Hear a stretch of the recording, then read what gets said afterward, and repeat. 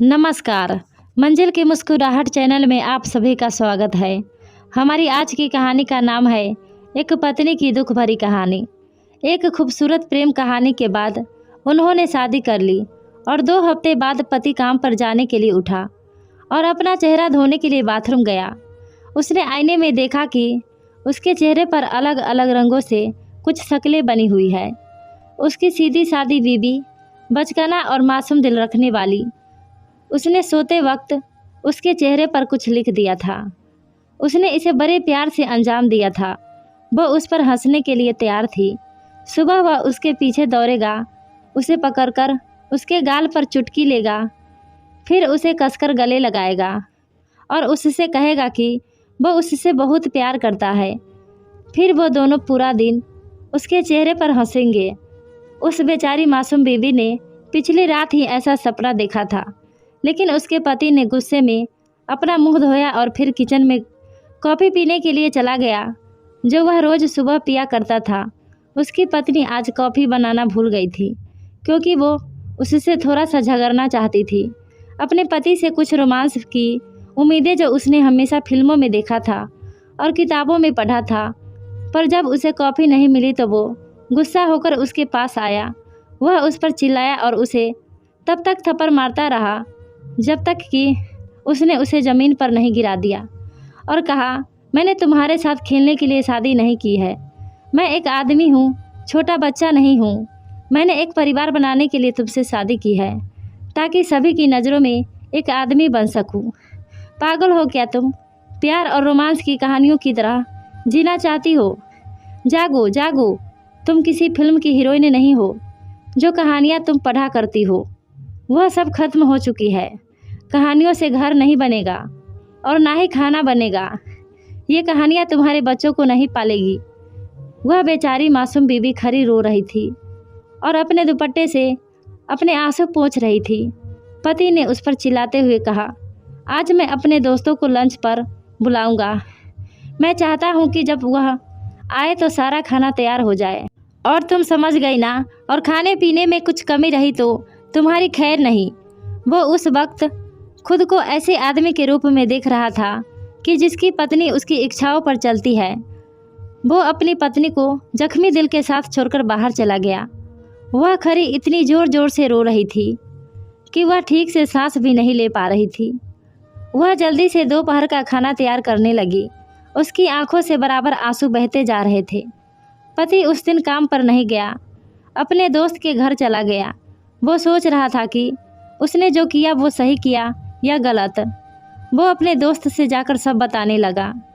आज मैंने अपनी बीवी को ये कहा, ऐसे डांटा, ऐसे मारा, लेकिन सौभाग्य से उसका दोस्त उसके जैसा नहीं था। उसने उसे अपनी बात पूरी करने की अनुमति नहीं दी और यह कहते हुए उसे बीच में ही रोक दिया। What man are you? यह सब कैसी क्रूरता तुम्हारे अंदर भरी है? इस तरह तुम अपनी पत्नी के साथ व्यवहार करते हो? क्या तुम एक अच्छे पति हो?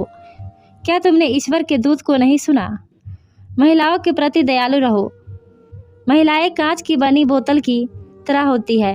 आपको उसके साथ नरमी से व्यवहार करना होगा, उसके प्रति दयालु होना होगा, उसके साथ कोमल होना होगा, उसे दुलारना होगा और उसे तोड़ना नहीं होगा। अरे यार, तुमने अभी कुछ समय पहले अपनी पत्नी से खाना पकाने और बच्चों की परवरिश के बारे में जो बताया था, वो सब मूल रूप से उसके साधारण कामों में से एक है जिसे वो रोज़ करती है। और तुम्हारा उसके साथ दयालु और स्नेही होने से ही तुम्हारे लिए उसका प्यार और जुनून बढ़ेगा। वो आपको बताए बिना घर के वो सारे काम करेगी जो तुम चाहते हो। वह तेरी दासी नहीं है और न वह घर की नौकरानी है। तूने भी उससे इसलिए शादी नहीं की है कि जब उसकी ज़रूरत पड़े तो उसे इस्तेमाल करे, वरना उसे कूड़े की तरह फेंक दे। मेरे दोस्त, वो आपकी पत्नी है, आपका जीवन है, आपका सब कुछ है। उसे परेशान मत करो। ईश्वर से माफ़ी मांगो और अपनी पत्नी के पास लौट जाओ। उसकी इज्जत करो और फिर कभी उसको तकलीफ़ ना देना। पति दुखी हुआ, बहुत पछताया और अपने अंदर कुछ कमज़ोरी महसूस की। वो रो रहा था और अपने किए पर बहुत शर्मिंदा था और फिर उसने पत्नी को यह बताने के लिए फ़ोन करने का फैसला किया कि उसने अपने दोस्तों के साथ दोपहर का लंच कैंसिल कर दिया है और वो घर आ रहा है। वो उसके साथ बैठकर खाना खाएगा। वो उसे बहुत याद कर रहा है। फ़ोन की घंटी बजी लेकिन उसने फ़ोन नहीं उठाया। उसने वापस कॉल किया लेकिन किसी ने जवाब नहीं दिया। उसने कहा कोई बात नहीं, शायद वह कामों में व्यस्त है, इसीलिए वह फ़ोन नहीं उठा सकी। वह घर लौटा, घंटी बजाई लेकिन अंदर से कोई जवाब नहीं आया। उसने अपनी जेब में चाबी ढूंढी लेकिन सुबह वह गुस्से में चाबी ले जाना भूल गया था। उसने खुद से सवाल किया वो क्या कर रही होगी। उसने फिर से घर की घंटी बजाई लेकिन किसी ने उसे जवाब नहीं दिया और अचानक उसका फ़ोन बजने लगा। फ़ोन करने वाला उसका साला था। उसने बताया बहन ने मुझे फ़ोन करके बताया भाई मैं ठीक नहीं हूँ, मेरी तबीयत बहुत ख़राब हो रही है, मुझे अस्पताल लेकर चलो। उसने बताया। बहन यह सब बताते हुए बहुत रो रही थी। वह कह रही थी भाई जल्दी से आ जाओ, मुझे बहुत डर लग रहा है। यह सुनकर उसके पति का दिल इस ख्याल से रुक ही गया था कि उसके साथ कुछ बुरा हुआ है। उसने एक टैक्सी रोकी और अस्पताल चला गया। वहाँ उसे उसका पूरा परिवार मिला। उनके चेहरे पर उदासी छाई हुई थी। उसने सोचा कि वे उससे गुस्से में मिलेंगे क्योंकि उसकी पत्नी ने उन लोगों से इसकी शिकायत की होगी। लेकिन थोड़ी देर के बाद उसको लगा कि उसकी पत्नी ने किसी को कुछ भी नहीं बताया है। वह भी उनके साथ इंतज़ार करने लगा। कई घंटों के बाद डॉक्टर उनके पास आए, सिर झुकाया और उनसे कहा आई एम सॉरी, हमने बहुत कोशिश की लेकिन हम उसे बचा नहीं पाए। हमें बहुत अफसोस है, वह मर गई है। शाम को पति अपनी पत्नी के भाई से दूसरी चाबी लेकर घर आया। ताला खोलकर घर के अंदर गया तो टेबल को ढका हुआ पाया। उसने टेबल पर से कपड़ा हटाया। टेबल पर बहुत ही स्वादिष्ट और सुंदर तरीके के पकवानों की डिशें लगी हुई थी। उसने फ्रिज के दरवाजे के ऊपर एक कागज़ लटका हुआ देखा।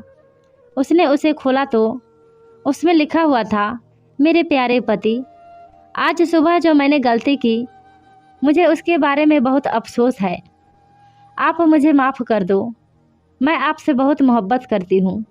मैं चाहती थी कि आप मुझे गले लगाकर मुझसे कहे कि मैं तुमसे बहुत मोहब्बत करता हूँ। मैं चाहती थी कि आप मुझे गले लगाकर मुझसे कहे कि मैं तुमसे बहुत मोहब्बत करता हूँ, तुम मेरी ज़िंदगी हो।